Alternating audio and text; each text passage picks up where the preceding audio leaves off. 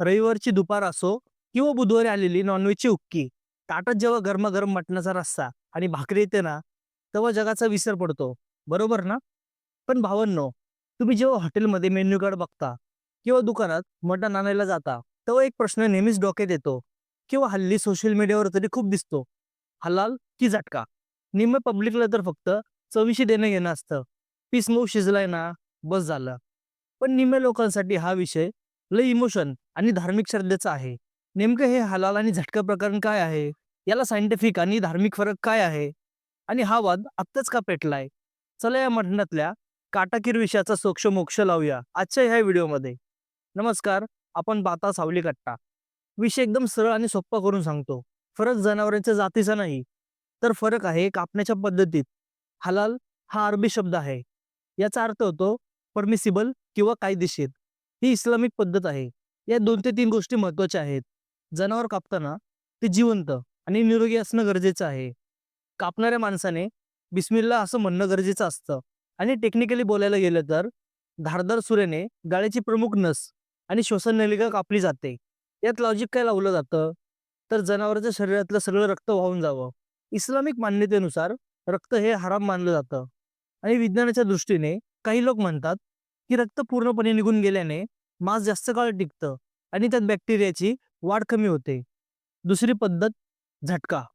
आता झटका नावातच सगळं आहे. एकच फटका. ही पद्धत प्रामुख्याने शीख आणि काही हिंदू समुदायांमध्ये वापरली जाते. यात काय होतं? जनावरांच्या मानेवर मागच्या बाजूने एकच जोरदार वारामध्ये मान धडावेगळी केली जाते. यात लॉजिक काय? तर जनावराला कमीत कमी त्रास व्हावा. एका सेकंदात मृत्यू आल्याने त्याला वेदना होत नाही असं मानलं जातं. त्यात रक्त मांसात थोड्या प्रमाणात राहतं. ज्यामुळे काही खवय्या म्हणतात, की झटका मटणाची चव थोडी वेगळी आणि स्ट्राँग लागते. आता तुम्ही म्हणाल, "भावा हे सगळं आम्हाला माहिती आहे. पण हा वाद आत्ताच का सुरू झाला?" तर ऐका, किस्सा आजचा नाहीये, लय जुना आहे. जेव्हा भारतीय उपखंडात वेगवेगळे धर्म आणि संस्कृती एकत्र राहत होत्या, तेव्हापासून खाण्यापिण्याचे नियम क्लिअर होते. इस्लाम धर्मात त्यांच्या अनुयायांना फक्त हलाल मांस खाण्याचा आदेश कुराणात आहे. त्यामुळे त्यांच्यासाठी तो श्रद्धेचा भाग आहे. दुसरीकडे शीख धर्माचा इतिहास बघा. जेव्हा शीख गुरूंची परंपरा सुरू होती, तेव्हा त्यांनी मुघल राजवटीच्या विरोधात उभं राहताना काही नियम बनवले. शीख रहितनामानुसार शीखांना कुठ्ठा मांस म्हणजेच हलाल पद्धतीने हळूहळू कापलेले मांस खाण्यास सक्त मनाई आहे. त्यांच्यासाठी फक्त झटका मांस अलाउड आहे. हिंदू धर्मात तसा काही नियम नाहीये.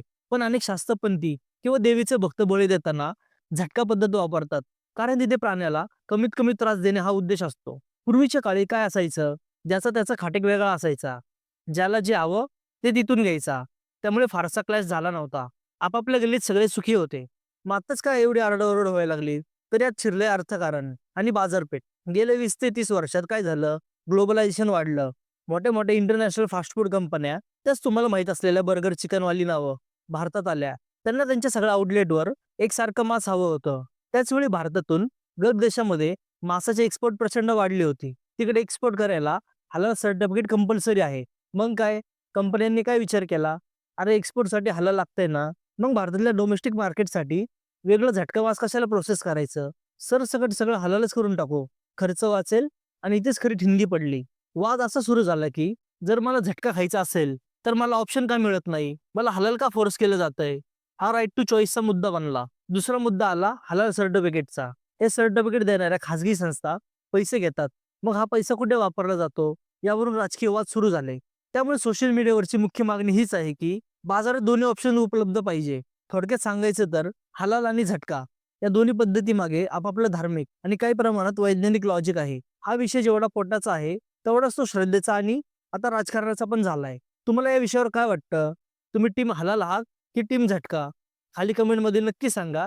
आणि हो, जर व्हिडिओमधून नवीन काही माहिती मिळाली असेल, तर आपल्या सावली कट्टा चॅनलला सबस्क्राईब करा आणि घंटी वाजवा. म्हणजे पुढचा व्हिडिओ आला की तुम्हाला लगेच समजेल.